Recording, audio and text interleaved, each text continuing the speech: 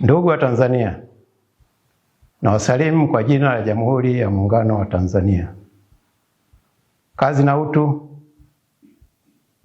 Naitwa Luteni Kanali Sylvester Morris Mangule, Mkurugenzi wa habari na uhusiano wa Jeshi la Ulinzi la Wananchi wa Tanzania. Ndugu wananchi, Jeshi la Ulinzi la Wananchi wa Tanzania linawajulisha wananchi kwamba hali ya mipaka ya nchi na usalama nchini ni shwari. Hali hii imechangiwa na hali ya wananchi ya kulinda na kudumisha amani na moyo wao wa kizalendo katika kushirikiana na vyombo vya ulinzi na usalama. Utulivu na amani uliopo nchini umewezesha wananchi kuendelea na shughuli zao za ujenzi wa taifa. Pamoja na uwepo wa hali ya amani na utulivu, kumekuwa na uhamasishaji na upotoshaji unaofanywa na wasioitakia mema nchi yetu, kwa kuwataka wananchi kushiriki kwenye vitendo vya vurugu na uvunjifu wa amani na utulivu nchini.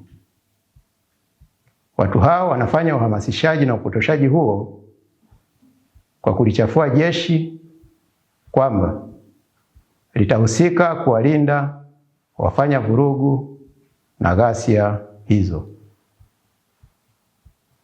Vitendo hivyo vinaweza kusababisha madhara kwa washiriki na wananchi wengine: uharibifu wa mali, kuvuruga shughuli za wananchi za kila siku, na hatimaye kuharibu uchumi wa nchi. Ndugu wa Tanzania, jeshi linawasihi wananchi kupuuza wito wowote unaohamasisha kushiriki katika vurugu za aina yoyote.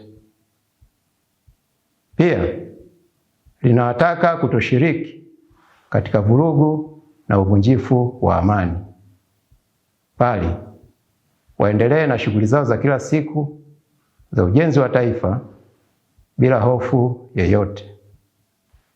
Jeshi halitasita kuchukua hatua stahiki kwa watakaoshiriki katika vurugu na uvunjifu wa amani, kwani ibara ya 147 kifungu kidogo cha pili kwenye mabano ya Katiba ya Jamhuri ya Muungano wa Tanzania ya mwaka 1977 pamoja na mambo mengine inalipatia jeshi jukumu la ulinzi na usalama wa nchi na wananchi wa Tanzania. Aidha, jeshi limepewa mamlaka kisheria kusaidia mamlaka za kiraia pale kunapotokea vurugu, ghasia na uvunjifu wa amani nchini kwa mujibu wa kifungu cha 22 cha Sheria ya Ulinzi wa Taifa sura ya 192.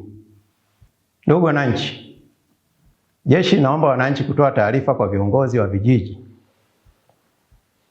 au viongozi wa mitaa na vyombo vya ulinzi na usalama kuhusu uchochezi au viashiria vya uvunjifu wa amani ili kudumisha utulivu nchini. Aidha, jeshi linawahakikishia wananchi kuwa litaendelea kutekeleza majukumu yake ya ulinzi wa nchi, ulinzi wa katiba, ulinzi wa mamlaka ya nchi, pamoja na kusaidia mamlaka za kiraia kwa weledi, utii, uaminifu na uhodari wa hali ya juu, na kwa kuzingatia viapo vyetu.